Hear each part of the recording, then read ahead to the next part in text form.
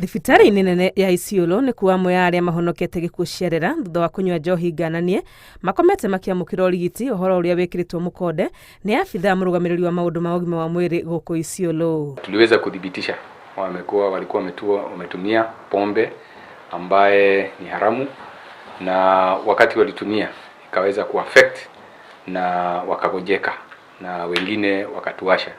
Atariria ati mambiriria uthuthuria thutha wa gukinyirwo ni uhoro uyu, amwe ya andu aya marambite kuga ni nyama mararite no meka guthuthuria makiria niguo maragunduriria ati ni njohi itakinyanirie ikiro manyuite iria iratuika ya guritwo thoko-ini ya Kipsing gukuhi na muhaka wa Samburu. Wakati walifika Odonyiro,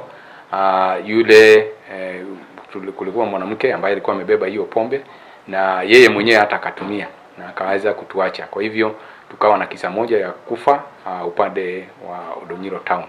Lakini hata hivyo alikuwa amesambaza pombe nyingine upande wa Kipsing, na kuna watu ambao kutoka Rogopito ambao waliweza kutumia hiyo pombe na waine wakatuacha katika hiyo hali. Kurumirira uhoro uyu ni gutafanitio firigisheni ya kuhitana na njohi cia ibango guku Isiolo niguo kurigiriria ikuo makiria. The governor aka-order a crackdown ya all operation ya liquor.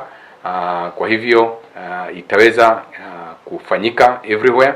Njohi eno yonekete gukorwo iri na gikiro kia iguru makiria kia ethano, undu uria utumite ona ya mari thibitari na gutuika matiri ugwatini kuonania dalili cia guthuka maitho. Hii tuko na watatu ambao wako kwa hospitali, but the others is stable condition, although wana complain hawaoni vizuri. Ngiribotera Inooro TV, retwa riakwa ni Wangui wa Mwangi.